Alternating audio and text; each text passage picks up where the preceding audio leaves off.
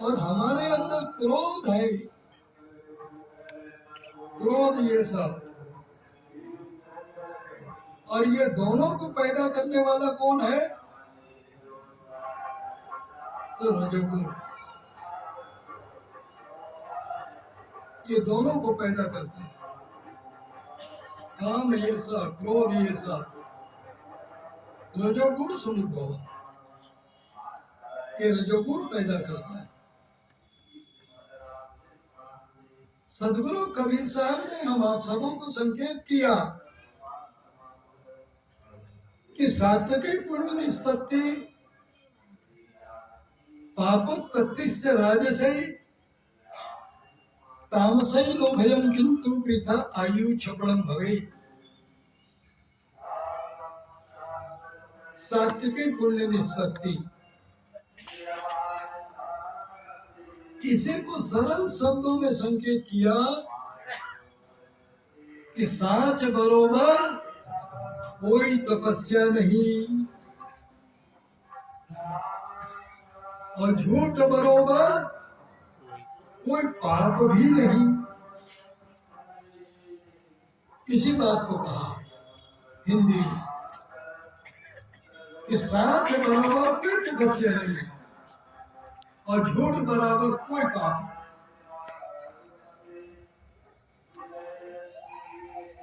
और साच क्या चीज है? साच वह है जिसका नाश नहीं होता। और झूठ क्या है? जिसका नाश होता है और जिसका परिवर्तन होता है। और कुछ ही दिन के अंदर झूठ तो दूसरे को खराब लगता ही है, लेकिन कुछ ही दिन के अपने अंदर को भी खराब लगे।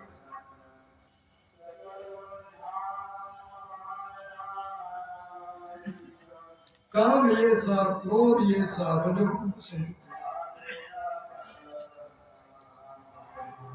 कामना को पैदा करने वाला रजोगुण और रजोगुण को पैदा करने वाला क्रोध और लोभ, दो को पैदा करता है। और ये तीनों नरक का दरवाजा है। त्रिविधम नरकस्य विधम द्वारम नाशनमात्रः काम क्रोधस्तथा लोभस् तस्मात् एतत्त्रयम्। इनको त्याग दो। ये सदगुरु का संदेश है। इसको त्याग दो, छोड़ दो। और क्या चीज अपनाओ? जो सत्य से संबंधित है, दया, क्षमा, शील, संतोष और सत्य, ये 5 चीज है जो अपनाने का। यदि 5 चीजों को हमने अपने जीवन में अपना लिया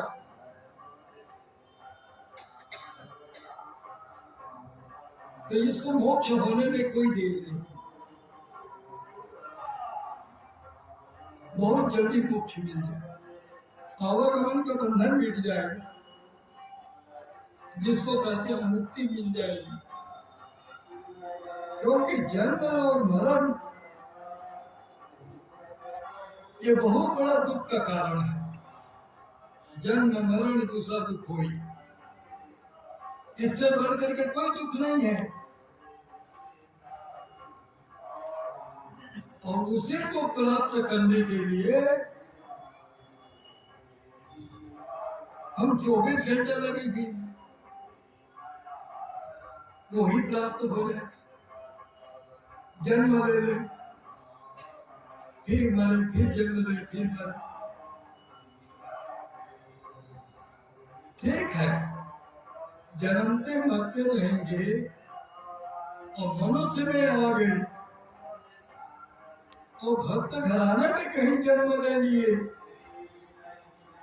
तब तो ठीक है, संत महात्मा भी मिलेंगे, शास्त्र भी पढ़ने को मिलेगा, सुनने को मिलेगा। लेकिन कहीं कसाई के घर में जन्म ले लिया तब क्या होगा? तब क्या स्थिति पैदा?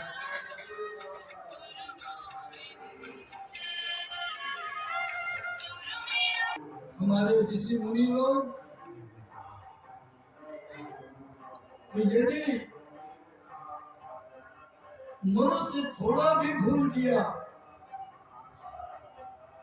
भूला वही मत राम तुमने हरदम रावण जाना, जरा भी भूल किया तो अधोगति निश्चित हो जाए, पतन हो जाए मनुष्य जीवन में। इसलिए हर निशम रात और दिन उठते बैठते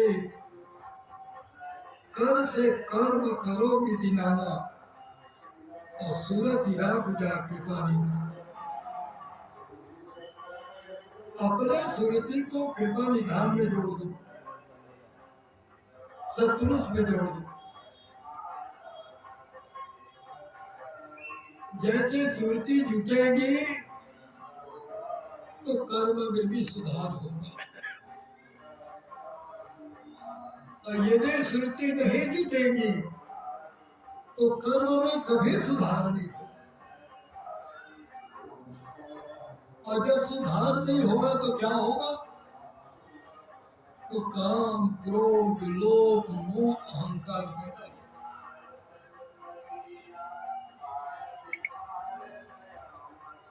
तो काम क्रोध लोभ मोह अहंकार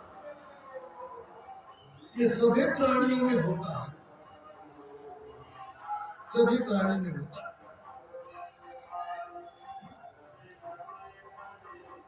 जितने विषैले सर्प हैं,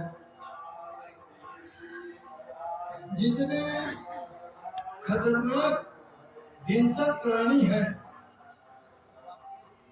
चाहे जंगल में हो, चाहे गांव में हो, चाहे कहीं पर भी हो, तो किसी से डरती नहीं है।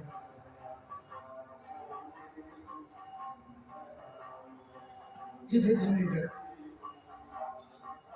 क्योंकि उनका अभिमान है कि मैं काट उनका देर मर जाए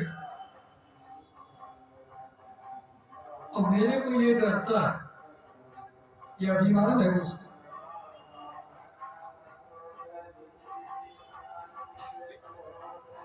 तो सदगुरु कबीर साहब ने संकेत किया, लाख ज्ञान उनमें बस्यो, यदि कुछ भी अभिमान तो भोजन के भंडार में गंदे वस्तु का समान। जरा भी अभिमान यदि हो गया तो समझिए कि सारा ज्ञान खत्म। एक अभिमान है नाश करने वाला, जो मनुष्य के जीवन को बर्बाद कर देता है।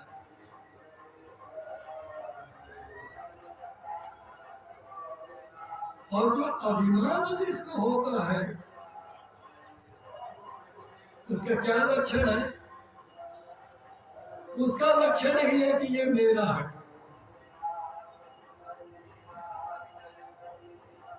यही लक्षण है। जरा व्याधि दुख दोषानि दर्शनम इंद्रियार्थेषु वैराग्यम। अपने 5 ज्ञान इंद्रियों को वैराग्यवान बनाने की कोशिश करो, उनको संत बनाओ।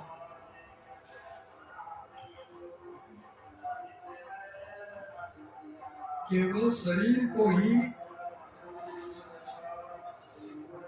साधु का भेष बना करके संत बनाने की जरूरत नहीं है। उससे कोई मुक्ति नहीं होगी। मुक्ति तो किसी भेष में भी हो सकता है, चाहे माताओं का भेष हो, चाहे आप पुरुषों का भेष हो, चाहे हम सबों की भेष हो। और नरक में भी जाने का दोनों को है। कोई भी नरक में चला जाए, चाहे किसी देश में हो, किसी देश में जा करके अपने जीवन को सुधार सकता है और किसी देश में रह करके अपने जीवन को बर्बाद भी कर सकता है। बर्बाद करने के लिए क्या है मनुष्य के अंदर?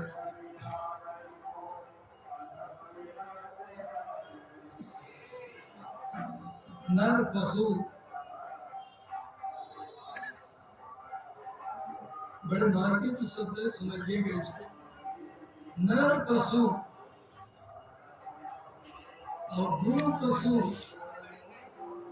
और वेद पशु, ये तीनों पशु संसार। वेद पशु कौन है? जब मालूम है कि सुरा मत्स्य कुसो मांसम द्विजाति नाम भविष्य था, धूर्ते क्रीडितम यज्ञ नैतर वेदेषु कथ्यते। जब वेद ने स्पष्ट कर दिया कि कहीं पर लिखा नहीं है मांस खाना, या किसी देवी देवताओं में बलि देना, लिख दिया, ये क्यों हो रहा है? क्यों हो रहा है? शास्त्र ने संकेत कर दिया है कि संगात संजायते कामा, कामात् क्रोधोऽपि जायते, क्रोधात् भवति सम्मोह, सम्मोहात् स्मृति विभ्रमा, स्मृति भ्रंशात् बुद्धिनाशो और बुद्धिनाशात् प्रणश्यति। कबीर साहब ने इसी को सरल शब्द में कहा हिंदी में कि कबीर बेटी ब्राह्मण की मंद मांस न खाए, लेकिन संग परे कलाल के तो मग भी न रहा न जाए। कबीर साहब ने कहा किसी श्लोक के उल्टा।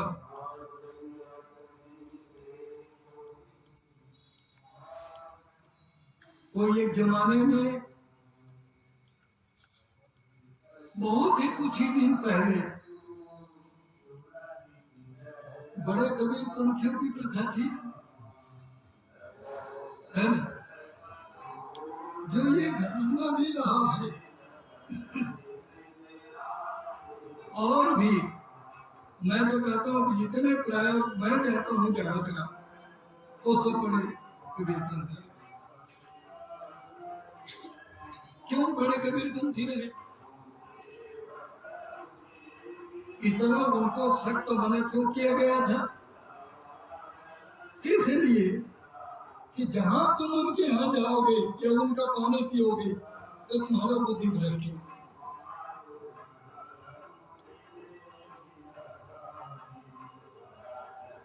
यदि पानी को छू भी दिया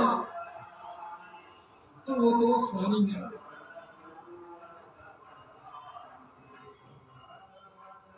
पहले जमाने में हम देखते थे लोग भोजन भी करते थे तो ऐसे भोजन करते थे कि कोई देख ना पाए, क्योंकि किसी का दृष्टि भी पड़ेगा तो उसमें भी पाप होगा।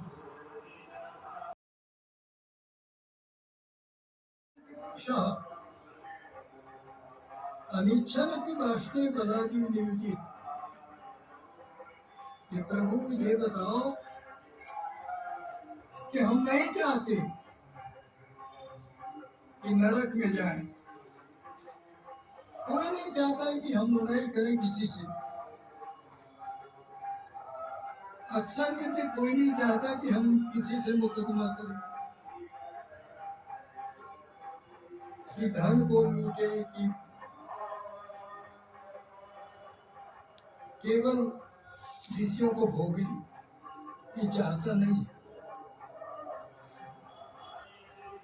क्योंकि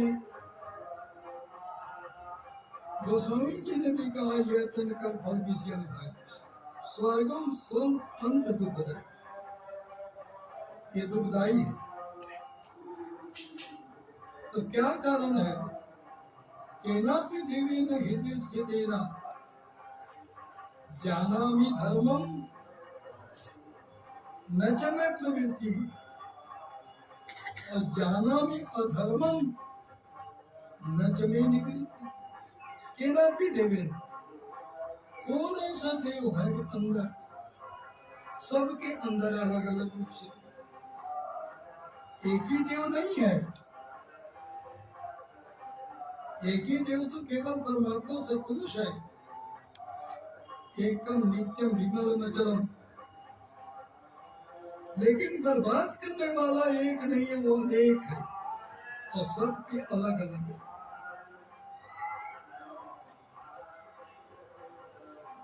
परमात्मा अलग अलग नहीं है, इनके घर में हो, इनके घर में हो, इनके घर में हो, अलग अलग नहीं है, वो एक ही है। लेकिन वो व्यापक है। तस्य भाषा सर्वइदं विभाति। लेकिन जो काल है वो अलग अलग है।